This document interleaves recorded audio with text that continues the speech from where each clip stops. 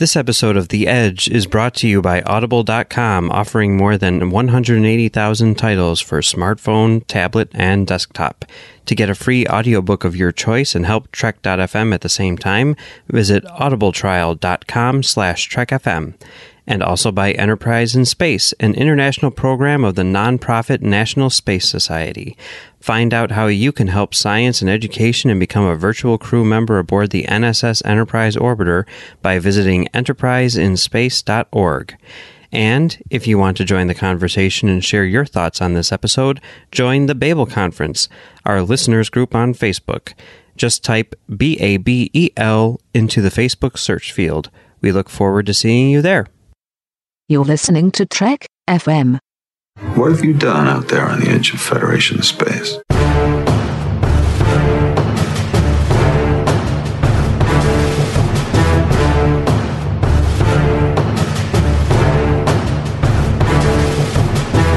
Hi, Brandi. How are you today? I am fine, Bruce. How are you today? I am good today. Thank you for asking. You are very welcome. Look at you. You're so festive with all the little ribbons in your hair. Yeah, it's my thing. It's your thing. It's my thing. Do what you want to do. I do it every year, starting the day after Thanksgiving and going through Christmas Day. I know. It's exciting that we're about to hit Christmas in a couple weeks, and I'm just like freaking out about Star Wars The Rise of Skywalker coming out next week. That's like what I'm really focused on. So, you know, it's like, ooh, this is going to be an exciting few weeks. Yes, you know? it will be. And at the time that we are going, which is 8:40 a.m. on Saturday, I will be on my 11-day vacation. Oh, that's nice. Yes. Vacation sounds really good. Yeah, I'm not going anywhere. It's just I'm not working. Oh. Okay. And I'm still getting paid. That's good. I mean, even if you're not going anywhere, just to be away from work, I'm not taking that much time. I'm taking like a few days here, a few days there, whatever. Some like have work intermingled in throughout. I don't know. We'll see how that goes, how I feel about it. Yeah. Yeah. But, everyone, thank you for joining us here on Live from the Edge. This is episode number 36. And this is an interesting Live from the Edge because it'll be the first time ever that we've done this where we're reviewing two episodes. Yes, indeed. So, yes. So, again, we always do these shows usually the night after a Discovery episode premieres. But with Short Treks, we usually do it the night of. But I had a conflict. And plus, since there were two episodes, we decided to do it the night after. And those two episodes are The Girl Who Made the Stars and Ephraim and Dot. So, Brandi, Jackola, thank you for joining us on the live show as you always do. Bruce Gibson, thank you for having me on the live show as you always do. And thanks for everyone in the chat. We're looking at the clock and we're getting ready to go. And we're like, gosh, there aren't that many people and not much is happening. And now in the last 2 minutes, I look down and there's all kinds of activity. So everyone's like got in here and going crazy. So that's wonderful. We love seeing that. So we're going to start with The Girl Who Made the Stars. That is the one that they show as being the next episode in Short Treks and I guess production or release order, even though these two came out at the same time. So initial thoughts, Brandi, on this episode. Well, I was super excited that Kendrick Green got to be daddy again. That made me happy. Now, Kendrick Green is the husband of Sonequa Martin Green, who plays Michael Burnham. Yes. And here he plays Michael Burnham's father. Yep. Even though in real life, that's her husband. Yep. Acting. It happens. Exactly. Yes, it does. Yeah, that was nice to see. So when I saw him, I don't know what your thought is, but you notice he's wearing a Starfleet uniform. And I thought it looks a lot like the uniforms they wore in Star Trek 09 on the USS Kelvin. Similar, but not quite, because I went and I did compare photos from Star Trek 09, those uniforms, to this one, and not quite the same, but there's some similarity a little bit to them. And it made me wonder if they kind of did that on purpose because it would take place in that same time frame. Because even though at the beginning of that movie, when we see the USS Kelvin, that is that does exist in the Prime universe. Yes. So those uniforms exist in the Prime universe. Yes. So that's what I'm saying. That's what I'm laying down right now. I'm picking up on what you're putting down. It's all about the uniforms. All about the uniforms. I'll be honest, I didn't pay that much attention to it. It wasn't in the forefront of my attention at all. Yeah. I don't know why it wasn't me. I just remember looking at the uniform going, oh, that's different. Wait, that kind of looks a little familiar to me. I wonder if, but it's not, but close. It definitely kind of fits in with that. So what'd you think of the animated style of this short treks? I liked it. I have an affinity for animation in all of its forms, and there are very few styles that I don't like. In fact, I couldn't even bring one to mind right at the moment of one that I don't like. So I did like the style of it. I really loved certain little details, like the fact that she had a stuffed tardigrade that she was sleeping with. Yeah, that was a little odd to me. I just thought, okay, is that just a reference or... Because, I mean, obviously they knew tardigrades existed because we know tardigrades exist. Just, yes. You know, I think they're cute, makes a good plushie. It works for me, but... Chris Littlefield is saying Rick and Morty. It's not the animation style that I have a problem with in Rick and Morty. It's the fact that Morty, excuse me. No, I'm just not even going to go there. It's not the animation style. That's not the problem. My problem with Rick and Morty. So, but yeah, I actually enjoyed the animation style. I loved, the hair on young Michael. It was very beautifully detailed. And there was a lot of, I like the way it was shaded too. Both the treks, both the short treks. I'm having trouble speaking English tonight. That does not bode well. Both of the short treks, I really enjoyed the shading and the representation of shapes as well as the actual moving bits. So. Gotcha. I didn't pay that much attention to the hair. You didn't pay that much attention to the uniform. Well, hair is hard. Hair is really hard. Oh, it is. Yeah. Especially in animation. Yeah. Yeah. Sure. I see some comments in here like Polar Express type animation. It's mentioned here in the chat. Yeah. I've never seen Polar Express. I've just seen the trailers, so I can't. Polar Express is weird to me. They got this kid in there. His voice, it annoys me. He's got glasses and I think freckles or something. And he talks like this. And anytime my kids play that movie, I'm like, oh my gosh, I can't stand the voice. I have to leave the room. I don't know. Anyway, it has nothing to do with this. Rugrats. Yes, that's another one, David. Yes, exactly. That's another animation type thing we can do here. Yeah, I didn't ever watch it, so I don't count it. So basically, I can only dislike the animation styles of stuff that I've watched. Understood. That's my rule. It's my rule. Well, because, when you want to turn down the lights, you say aluminum, right? Like little Michael says. No, it's illuminate. That was adorable. Wouldn't it be funny in an episode Discovery, Michael actually goes into a room and says aluminum. I'm sorry, illuminate. That would be the most adorable thing. And it would fill my heart with joy.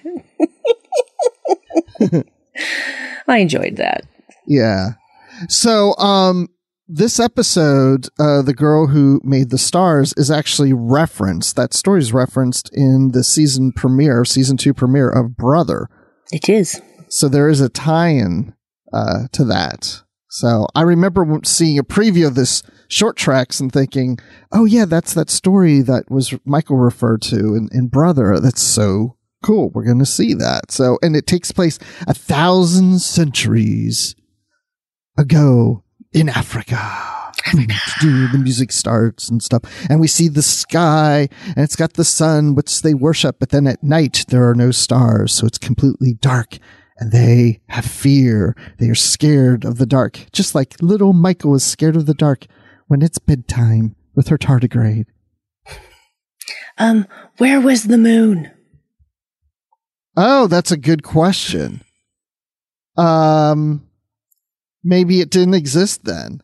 Okay, sure. Let's go with that. I don't know. That's a good question, because if the moon was there, the moon does reflect some light.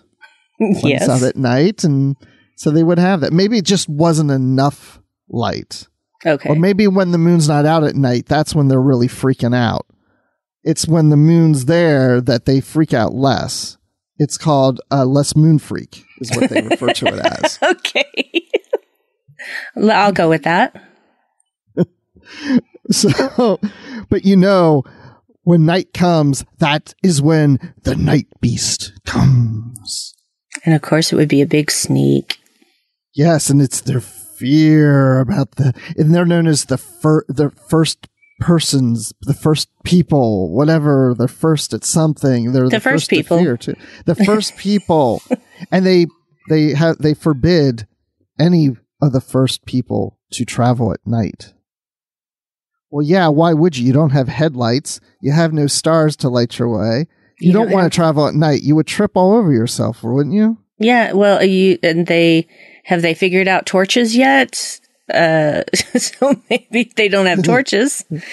That's a good. So, yeah, do we ever see them with a fire in their village? We don't, do we? I don't think so. I don't think so. I'm glad they didn't do that, because that would be like, wait, they had fire. Why didn't they use it? You would think that they had fire at that point, wouldn't you? Maybe they don't know how to start fire. I watch Survivor. They don't always know how to start fire on there. They don't have a flint. Jeff's not there to go, here's a flint, guys, and go at it. I'm sorry. I'm just thinking of an entire Eddie Izzard routine about the creation of fire, and it's hilarious. And there's a guy in it who's named Jeff, who's going to call it after himself. I'm going to call it Jeff. So now Jeff is synonymous with fire for me. Jeff Fire. just, I'm going to call it Jeff. Jeff Fire. Jeff. Yeah. And that was pretty much the joke. Jeff Fire, come in here and eat your salad. Because, they couldn't cook things. So they had salad for dinner. Okay, anyway. Love Eddie Izzard. I'm just impressed with Automated Joy's comment, because it's as bad as jokes that I say, and which is, she said, Automated Joy says, if there was a moon, then it would have been a Luna tune.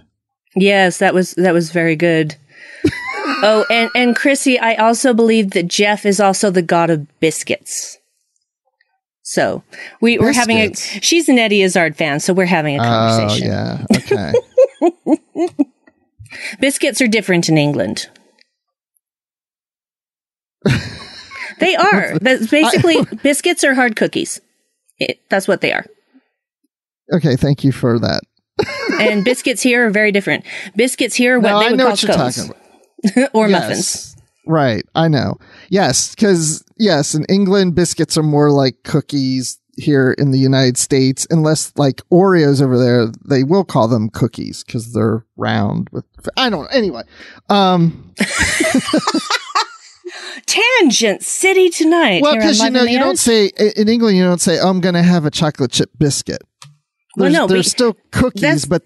No, they have cookies, but cookies are soft. Biscuits are hard. Well, biscuits Oreos are like shortbread cookies, Yes. That sort of thing. Right. Like when I fly Delta, they have the Biscoff and they say they're cookies, but it drives me crazy because I'm really wanting to say, no, they're biscuits. They are biscuits by English standards. Why are we doing this show? It's my fault. It's all my fault. I'm going to get all serious now and get us on track. Okay. Like we're. Okay, so the chat's weighing in on biscuits and cookies now. Mm-hmm. So, Brandi. Yes. What is the lesson that you learned from this episode? We have nothing to fear but fear itself. Oh, I like that line. Did you make that up yourself? I did not. Okay. It's a historical quote. You know, the thing I liked about this episode is because I think it was a reflection of Michael Burnham. You know, she helps to guide people through fear. I'm trying to think. There was a line here. She lifts people up because she is brave. Yeah. And I thought that is Michael. She helps to lift, you know, the crew members up because of her bravery and what she has done. And the whole thing about the stars and the light made me also think of the Red Angel, because she was a beacon of light in those episodes. So I saw a lot of parallels between Discovery, especially even season 2, and then with this animated short treks. Well, yeah, I can totally see that. Well, and the little girl was portrayed as looking like Michael. So, right. You know, basically he was telling her a story and putting her like in the story. So, yes. And I liked that. I did too. Because, you know, because she's really envisioning the story as it's being told to her. Yeah. So she's envisioning herself. Yeah, because it's a story about a little girl in Africa, so she could identify with that. Yep. No, I thought it was a sweet story. I thought it was. I liked the animation. I thought it was great. I liked the music. There wasn't anything I really didn't like about it. Yeah, and we got to see a non-humanoid alien life form. I'd like that. Yes. Yeah. I want to see that really again. Nice. Me too. Because you can do that in animation more easily than you can in live action. Right. So, well, they could even make that alien as a CG character in one of the future Discoveries or Picard or whatever. I mean, they could. You know? That is very true because, you know, they did that with a couple of species of the Xindi in Enterprise. So, because the insectoids were totally digital and so were the aquatics. So it's possible. It's possible. Anything's possible. It is. I see several things in here that in the chat when I say in here, because, you know, it's a room. It's a room. There's been some conversations about Michael Burnham's dad and I don't remember from Perpetual Infinity because we saw scenes of her past with her parents. Were they or were they not in Starfleet? He was he Starfleet? He was Starfleet, but I mean, he wasn't like a Starfleet officer, like a starship officer type. Like, but weren't they connected to Starfleet in some manner? I don't remember. Well, I don't remember either. I just remember the connection to Section 31. Okay, yes. Which is part of Starfleet, sort of. Yeah. So I would say yes, they were probably in Starfleet because but you know, their mission was science and engineering rather than being on a starship. So. Yeah. And even if for some reason they weren't like officially like Starfleet like we think, but a subsection of or whatever, or Section 31, whatever we're saying, this episode takes place before that, so they could have been more involved directly in Starfleet at this point than they were later. Yes. You know, so that's always possible. Like you said, anything's possible. Possibilities. Okay, chat, anything else? What else do we need to say? Because these are short, so there's not like a whole lot to go on, like for hours. Even though we could. Not hours. Not hours. Yeah, I enjoyed it. It was sweet, and I enjoyed the little lightning bug or firefly or whatever you want to call it that was going with her and helping to light the way. Yeah. Just nice little things like that. I really loved the moment where the village elder tells her to go play. And she's like, oh, come on. Like, yeah, you say it, girl. Oh, come on. Go play. Yeah. Yeah, and little Michael Burnham's like, that's rude. It was great. It was a great moment. So Chrissy in the chat says she loves the story, but there's a part of her that would like to have seen the character be a Kitty Uhura. Wouldn't be Uhura in there, like, as the African girl, like a little Uhura would be cute too? Because we know she's from Africa, so that would have been cool. Yeah. Yes, that is true. Maybe we'll do another short tracks where she's telling the story. Sure. She's singing it. Well, I understand why they did it with Michael, because it was her narration at the beginning of season 2 that, introduced us to this story. So it makes perfect sense for me that it's Michael's dad telling her the story. Absolutely. Yeah. No, I agree. But it is kind of a nice thought, too. Different characters. Yes, baby Uhura. Automated choices. Almost everything is cuter as a baby. Almost everything. So my wife goes around because we're watching The Mandalorian, and she just randomly says throughout the day, Baby Yoda, just like that. Baby Yoda, Baby Yoda. So when we get to this next short tracks, while we're watching it, I shouted out, Baby Tardigrades, Baby Tardigrades. Yes. Yes. So, anything else about this episode before we jump to the next one? No, I thought it was beautiful. I enjoyed it from start to finish. I did too. Next one, Ephraim and Dot. I ended up liking this a lot more than I thought I would. I really enjoyed the way it started, like some old 50s science film, educational film like they'd show in school. That tickled me. I really enjoyed that. This one was a bit zany. It was a bit Looney Tunes. Not that that's a problem for me. No. So I grew up with Looney Tunes, so that wasn't a problem for me. It does remind me, like, especially when Ephraim gets sucked into like pipes and boom, boom, boom, boom, boom, I was like, yeah, this is reminding me of that Looney Tunes feel. But okay, here's the thing, and I'm throwing this out to the chat too. Ephraim, the tardigrade, is this the tardigrade that we've seen in Discovery? Not necessarily.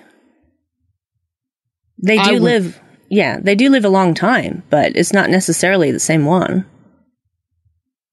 Okay. The reason I ask, I don't know, I'm a little hesitant to mention things here about this, but there's a Discovery novel that comes out, or did it come out? I'm trying to remember now. It came out, didn't it? I think Dead Endless is what I'm talking about. I think it comes out next week. Okay.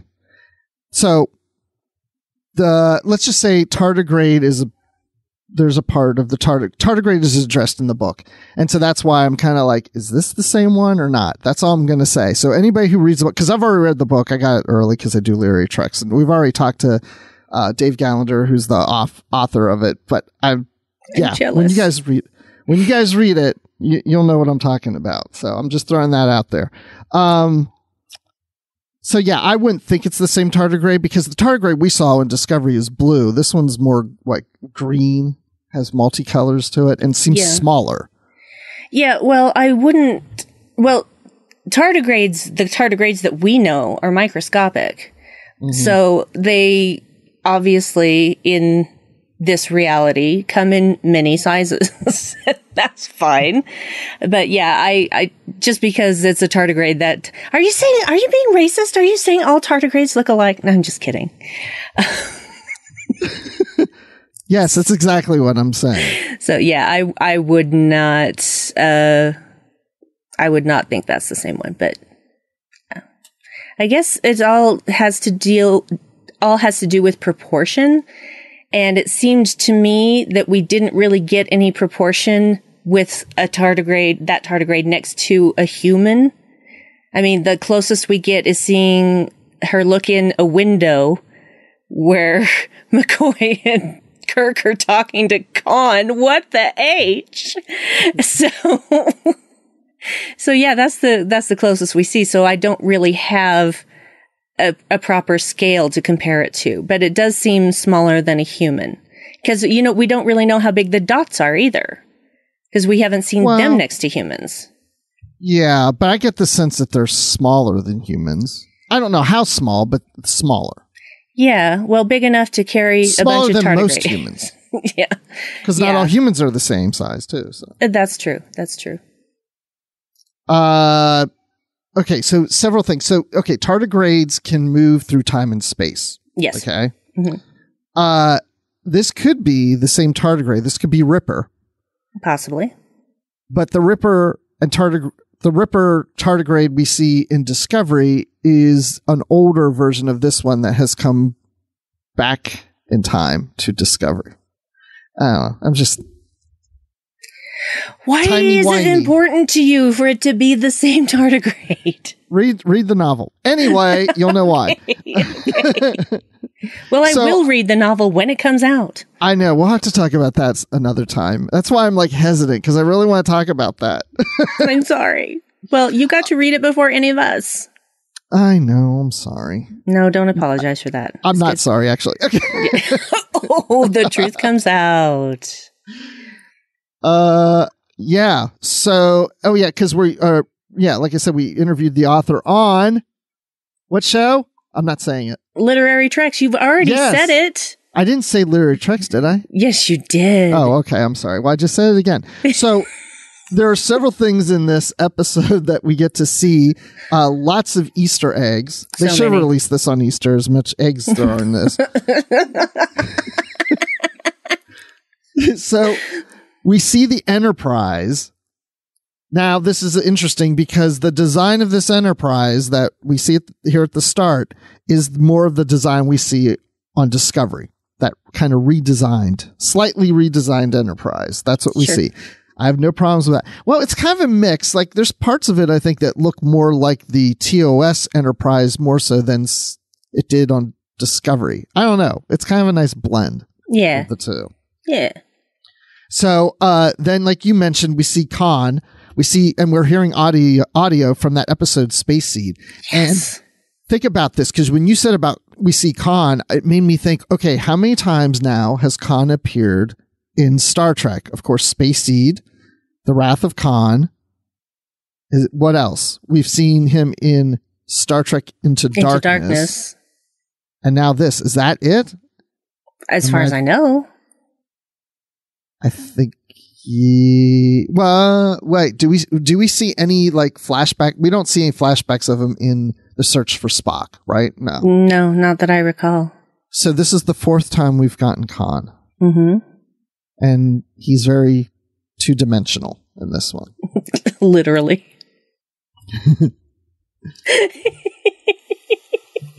Well, it was because when I heard the voices before we actually got to see inside the window what Ephraim was seeing, I was thinking, wait a minute. That's Shatner. What is... Oh. That was basically my reaction, was just, what is going... Oh, I see what you did there. And it tickled me pink, honestly. Yeah, it was nice. It was nice to see that. And Chrissy says in the chat, hoping for more dialogue from the shows like that and other stuff would be great too. So yeah, we see Khan. The tardigrade gets into the ship with Dot, because Dot's chasing the tardigrade away, and they're fumbling all over each other, and they get through the laundry of all the tunics from the officers. Very Looney Tunes. Very Looney Tunes. Oh, David Teak says, reference to Khan and DS9 when Julian is revealed to be genetically enhanced. So, well, references don't count as seeing him. No, but it's like a sub count. It's like half a count, but it's not a full count. I don't know what I'm saying. Okay, so then we see Tribbles. We also see Tribbles. And then we see Sulu with his sword from the Naked Time. At this point, I'm like, okay, now wait a second. These episodes are out of order, because the Naked Time was... Oh, no, wait. Yeah, the Naked Time was before Space Seed, but we saw Space Seed in this before the Naked Time. But that's fine because the tardigrade moves through time. Well, that's the thing too, though. There wasn't a whole lot of through plot lines in the original series, so you could take stuff and mix it around and have no idea that this came before that. I totally, I'm with you on that. Yeah, I agree with you. I'm with you on that. I'm glad you said it, not me, because some people hate that. That's okay. I'm ready for your hate. They can hate you. But the thing is, this is really supposed to be kind of loose, just to have fun. Like you're saying, Looney Tunes. I mean, come on. It's just fun. It's comedy. Okay, I'm going to throw it out there. I'm just going to do it for the chat. Okay, is this canon? Is this canon? CANON. Don't put two double N's in the middle. That drives me crazy because it's not about a cannonball. Is this canon? Okay, so let you guys ponder on that for a moment. So we see Dot live long and prosper. Yeah. The thing is that if everything, this is the parameter that has been set, everything that we have seen on screen is canon. This was on screen. Oh. Okay. Well, we'll get to that more later. What's everybody saying?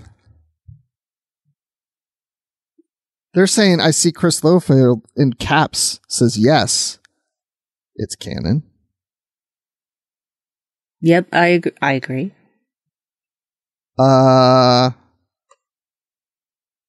Everything's canon. Hashtag everything's canon. Yeah, I honestly am not a person that cares so very deeply about canon that I let it ruin my enjoyment of things. I don't either. Obviously, because I do shows about stories that aren't canon. But I will say the reason I'm asking this question is because, first of all, in my opinion, forget about canon. Like, pretend it doesn't exist. Let stories happen. But I don't think we should get so caught up in this animated short track to the point that people start arguing it against other Star Trek stuff. Oh, sweetie, let me explain something to you. No, people I know. I don't want to hear. Always going to argue about this because there are always those kind of people. You can't stop that from happening. That just means we don't have to argue about it. That's true. Well, if everything on screen is canon, so are those little cereal tribble things. That little commercial at the end. But I still think that was a delusion. But anyway. Maybe this is too. It quite possibly is. It was somebody's acid dream or something. Oh, one thing I also really liked is the whole part was, does it sense a predator? And then all of a sudden the Enterprise just comes out of warp right there. Yes. That was so great. And that music comes on. Yep. Oh, Michael Giacchino. So many music Easter eggs too. So many. I saw someone tweet to Michael Giacchino and ask, we need the soundtrack to this. And I totally agree with that. I would love to get that. Not only did he do the music. Now, if anybody doesn't know, he did the music to the Kelvin timeline movies. Yes. Those theatrical movies. He composed that music. And then, I hope there's somebody in the chat that knows about music, Chris Littlefield. And then Michael Giacchino also, did the music for this and directed this animated episode, which I thought was really cool. Because in a lot of ways, the way this plays, like you're saying, Looney Tunes, music has a big part of this. It's really helping. There's a certain rhythm to the episode, and how it flows. Especially when they go then to time travel and we see the big Apollo green hand. Oh my Lord, yes. That's when I just started squeeing my little pants off. It's just, especially when it comes to, the battle with the Reliant. And I'm like, what is it? What? We're up to Wrath of God now? It was just going nuts. Yeah. And then we saw the Doomsday Machine. We saw that. Oh, then, the Planet Killer. Yeah, the Planet Killer, then the Tholian Web. We got it caught up into that. Then we saw Abraham Lincoln. Yep. From the Savage Curtain. Yep.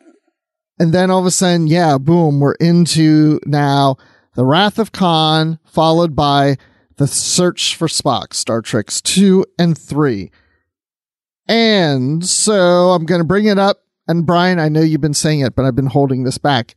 Did you notice the Enterprise says it's the 1701A in this when it's really the 1701? Yeah. Somebody go. But it's canon. Yeah, well, see, that's the thing. I don't care. I know. I'm just saying. I am honestly kind of, the thought in my head is like, somebody didn't notice that before they went, and like added it all together. Anyway. Yeah. I don't know. I have seen in past like art and things like, well, when people, there's times I see people refer to the different Enterprises and they say, oh, what's your favorite Enterprise? I say, is it the 1701 or the 1701A and then BCD, whatever. And I'm always like, okay, well, the refit Enterprise, yes, but that wasn't always the A. There's times I've had to say that, I mean, they look the same. I like both, but it's that refit Enterprise was not always just the A. And I think people just like get caught up in that. And maybe they noticed it when it was too late, First of all, when I watched it, I didn't even notice it the first time. Or they put it in there purposely to drive people crazy. That's exactly what Alex Kurtzman is all about, man. And he's just sitting in his office and laughing his butt off. He's like, they're paying me. I don't care what I do now. No. So here's the thing. So, because the tardigrade can move through time and space, he can also go through different dimensions. And maybe once he gets to that point, maybe it was, maybe when they refit the Enterprise in some other dimension, they decided to relabel it the A. But the same events played out with Khan and the Genesis planet and all that. This is how I weave. I know I don't care. It's fine if there's if there's a mistake. Oh, well, whatever. But I do like to have fun at trying to figure out how it could fit. Oh yeah, absolutely. That's half the fun, is justifying it somehow.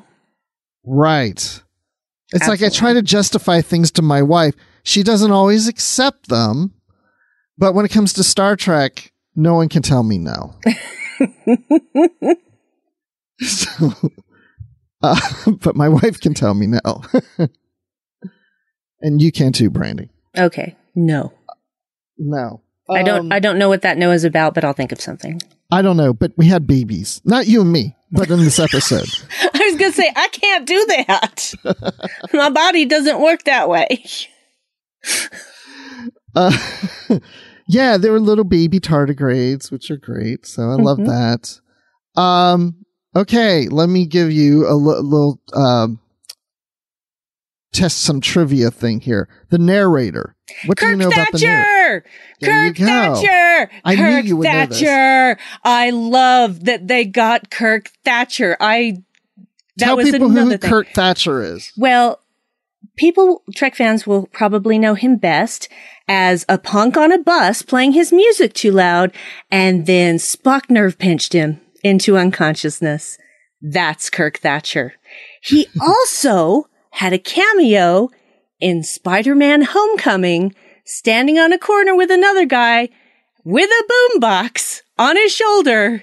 That's right. And that other guy was yelling for him to do a backflip.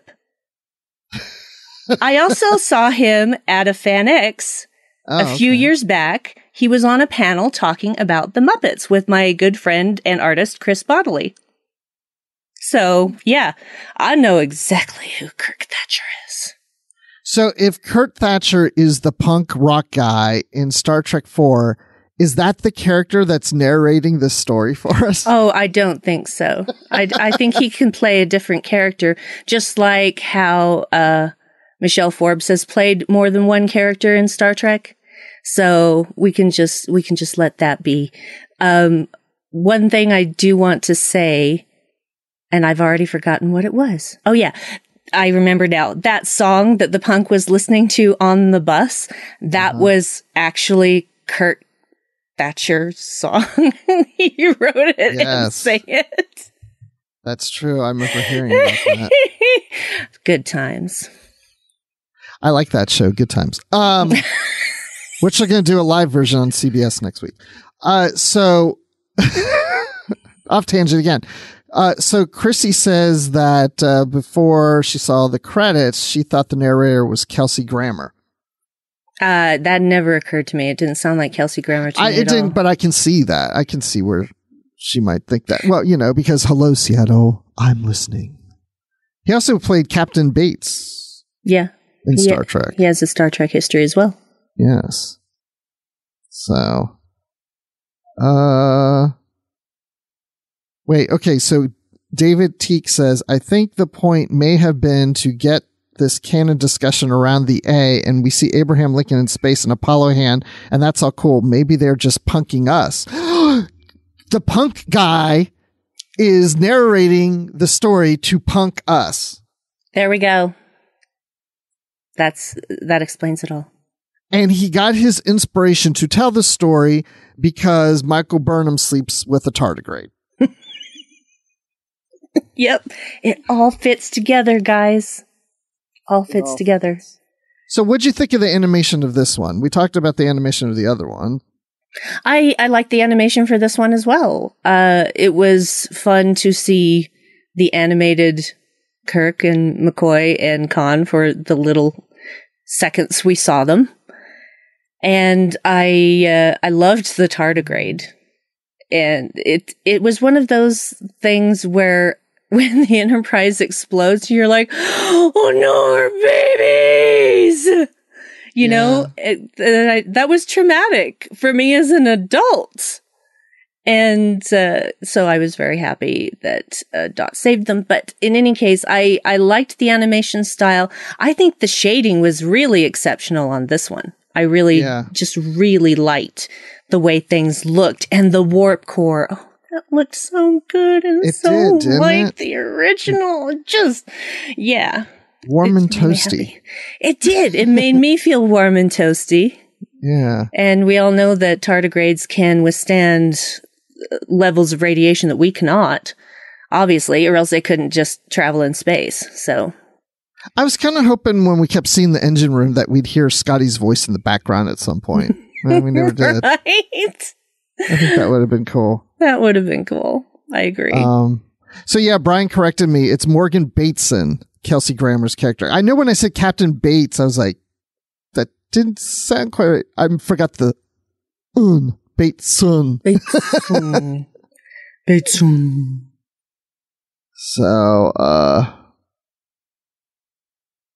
So Christy's asking, does anybody think that Dot is intended as a reference to Spaceballs Dot Matrix? No. Didn't occur to me. Automate Joyce says Punkception. You know what that means now? That means that the Marvel universe and the Star Trek universe are the same universe. Except now they're not because, Infinity War and Endgame. So never mind. Yeah, it gets all confusing. I'm not even going there. I was going to say, because of even if you took the Star Trek crossover comics, you can start connecting things. Well, they sure connected Star Trek and the Transformers recently. They did. Yes, they did. It was fun. It was more like the animated series. Yes, I agree. I enjoyed that. Captain Bates is from Downton Abbey? Okay. See, they're all connected. It's the same universe. Right. It's all connected. All of it. All of it.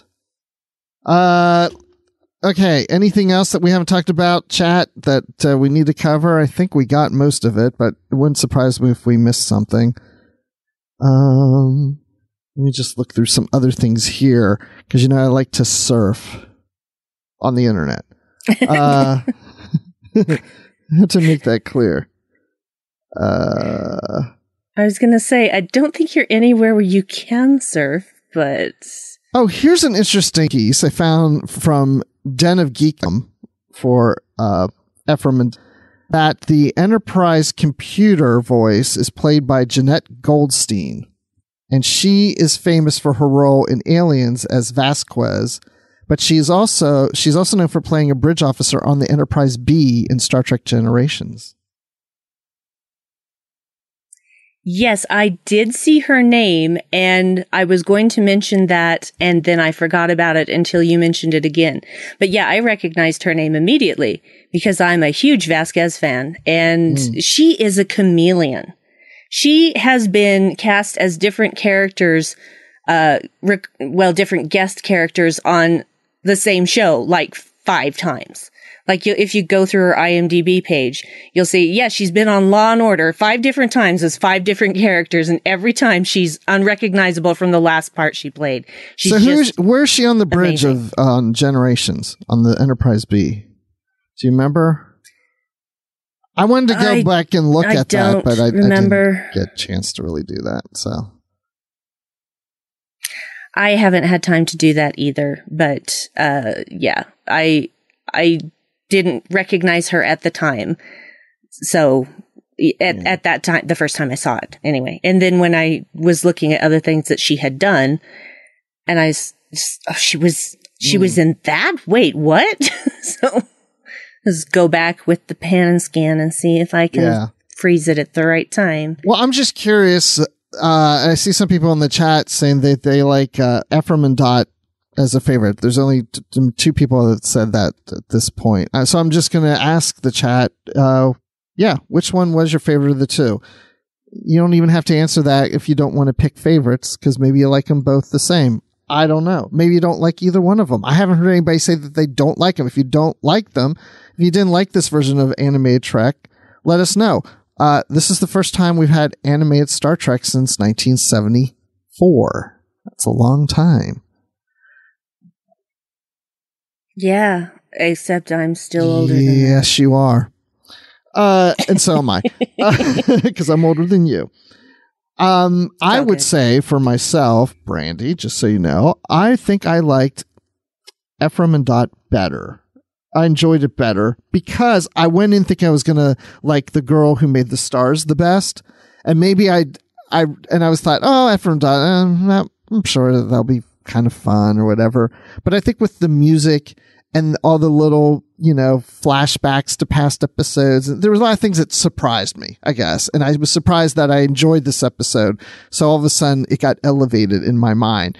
And the girl who made the stars is like, it met my expectations. It didn't exceed them. That's where I land. What about you? Okay. That's fair. Well, you don't need to. You know I don't like picking favorites. I like them both, so, So, yeah, I like them both as well. They're 2 very different stories. So if you have a gun to my head and are forcing me to pick one, no, I don't. I just I love all my children. Who made the stars at the same time? Think about, but it there's so many parallels to Burnham and oh gosh, now I don't know anymore. Anyway, but yeah, I think it's just that Ephraim and Dot exceeded my expectations. I really was going in thinking I wasn't going to probably like it all that much, but I did. So it looks like most in the chat kind of are on my side on that, on Ephraim and Dot, and your husband likes stars, the girl who made the stars. So yeah, I didn't see anybody who said that they don't like any of them. That's a good thing.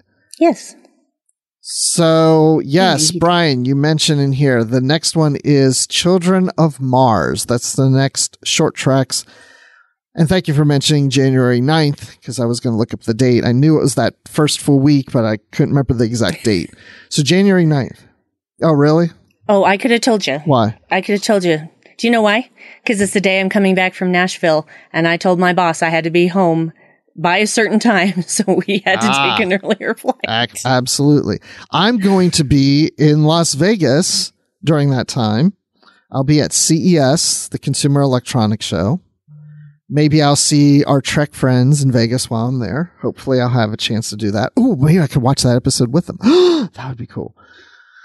So here's the thing, everyone. Just so you know, this show, Live from the Edge, it's about Discovery. And these short treks that we've been reviewing are all related to Discovery. This next short treks is more related to Star Trek Picard. This is like a little prequel to Picard. So we'll not be doing that episode on Live from the Edge. Just saying that. I want to hear everybody cry. Wait, no, okay. So, yes, we'll be not doing this live show for Children of Mars because it's not Discovery, and this is a Discovery show. But we'll still be watching it. However, just, pay attention to what Brandi and I have on Twitter or something, because you know what? We can still do this and not be part of Live from the Edge. We'll just come on YouTube and do what we always do. And you're all welcome to join us. So keep your eyes and ears open, because if it ain't Live from the Edge, it'll be live from somewhere.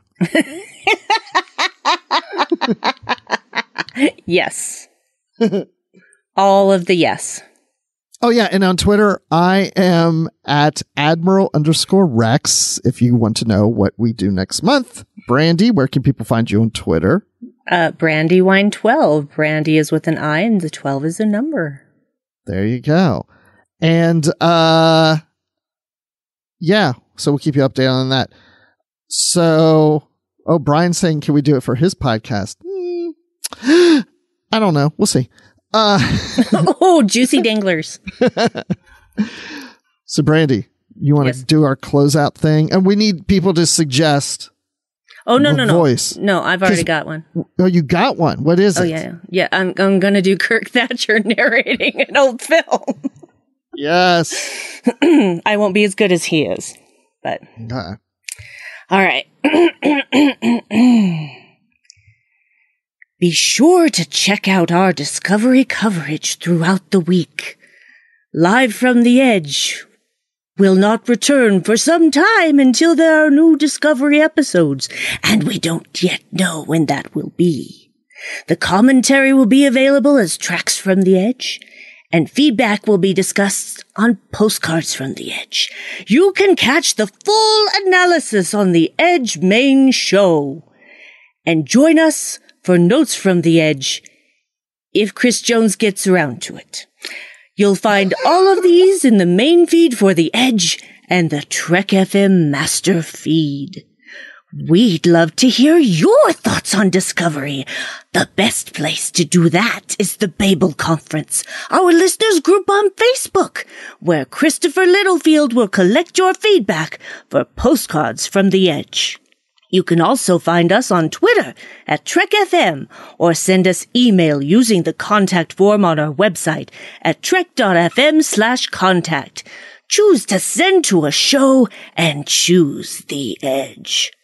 We'd also like to thank our associate producers, Norman C. Lau, Tony Robinson, Thomas Puleo, Lisa Slack, Shoaib Mirza, Richard Rutledge, James Muldrow, Cornelia Reutner, Ryan Maillet, Chris Tribuzio, and Bryan Meloche.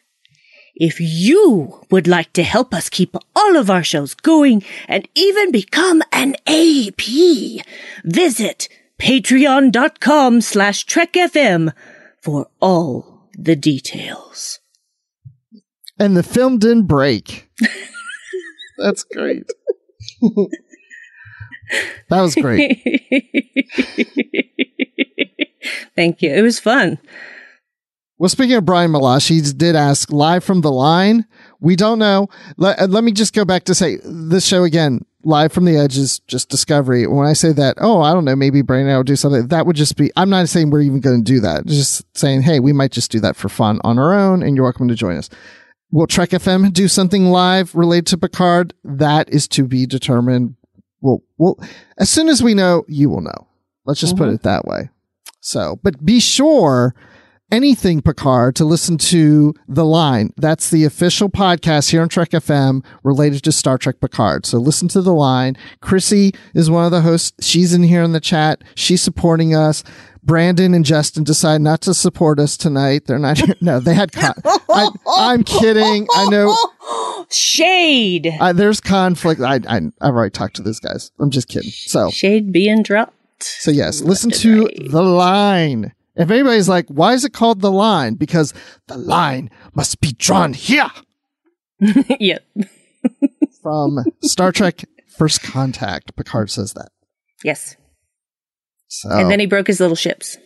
I always love that. You broke your little ships.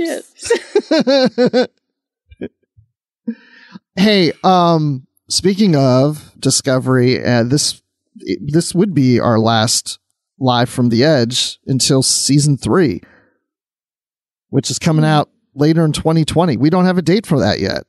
No, we don't. I'm still thinking it's going to be September. That's my personal feeling. So I remember hearing a while back, I think it's around that same time, that the Orville is doing its season 3 coming out on Hulu. And I heard this like months ago and I thought, oh, that's so good. Because at this point, I didn't know when Discovery's coming out. And I thought Discovery is going to come out in around, early 2020, like the past seasons. Like, oh, well, that's good. We'll get Discovery. And then when Discovery's done its season, then Orville has his, they won't overlap. And then they said Discovery's coming later in 20. I'm like, oh, crap. They're probably going to overlap again. Not that there's anything wrong with it. It's just, I thought they always seem to be paired up at the same time. Well, to be fair, season 1 of Discovery started in late September. That's true, yes. But so did Orville. Yes, well, that's the normal television season for regular networks. There ain't the normal anymore now. But yeah, you're right. September through May, network television is like the typical season and stuff. Yeah. Yeah. And they still like to do the cliffhanger thing. Here's the thing. I'm talking to everyone who runs network television. I'm talking ABC, CBS, Fox, NBC. Stop doing season finale cliffhangers. You want to make sure I come back for the next season? Don't do a cliffhanger, because that is just going to make me angry. And I will stop watching your show. Don't do a cliffhanger and cancel the series. That has happened. That too. That has happened before. That too.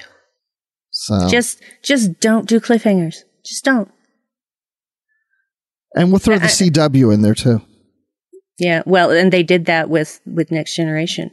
They did a season ender cliffhanger. Mm-hmm. And then people had to wait 3+ months to find out. And it was such an anticlimactic thing. You're talking about the best of both worlds. That was that during that time, that summer between seasons is when I became like a born again Trekkie. Like I was a casual Trekkie fan. Like I was a casual Trek fan. I didn't like Star Trek much when I was a kid. But as I got older, I liked it more, and I started going, as the movies came out, because I'm that old or whatever. I was there for every movie that came out, and I liked the movies. Yes, you too, Brandi. We're both, old. No, we're not old, but we are. We've been around the block for this stuff. We are like a fine wine. Yes, and then I started watching TNG when it was on, but it wasn't like I watched it every weekend. Most of the time, if I was home and it was on, I'd watch it. But it wasn't until after that season of TNG, that summer, I just graduated college and I bought my first Star Trek novel and I started reading the novel. That's how I got into the novels. I started reading the novels and I was like, oh my gosh, this is like what I saw in TNG last season and whatever. And like things were connecting. And then I hadn't seen all the episodes of the original series. And then I started watching the original series and I was like, oh, that was in a novel. And it was like, it all connected and I've been obsessed ever since. So yes. That's my born again Trekkie time right there. Yes. Does that even exist? Born again Trekkies? Sure. Why not? Okay. Why not? I don't know. Absolutely. I haven't heard anybody call that. I just thought it made sense. I like it. You returned to the fold. Yes. Yeah, it wasn't like I left it, but I'm just saying. you make a bigger commitment to it. Yeah, well, it was always a big commitment in my house. If Star Trek was on, we were all watching it, period. So didn't matter what series it was. It was just, I remember I was 14 when Next Generation started, and I just thought, okay, am I going to get behind this? And I'm like, no, it's Star Trek. It's Star Trek. It's Star Trek. Don't care. It's Star Trek. New Star Trek. So, I'd never had new Trek in my life. So I was very happy about it. And I've enjoyed every single series that has happened. And Bryan Meloche says, oh, come on. Best of Both Worlds was a masterpiece. Don't diss it. I'm not dissing the episode. I'm dissing the big letdown at the beginning of part 2 when it's Mr. Warfire and nothing happens. It was all for nothing. Nothing happened. And I'm just like, what? Yeah. What? Yeah. There was, I think at that point I got up from the couch and walked around the room for a minute and then came and sat back down. Okay, wait, speaking of, hold on. Holding. Oh my goodness. I'm just going to say this ends the live show for those who listen to the podcast, because what I'm about to do now, you can only see on screen. So it doesn't make any sense for audio podcasts. So those who are listening, thank you for joining us. Those who are watching us live or who will go back to YouTube to watch this video, you can see this part.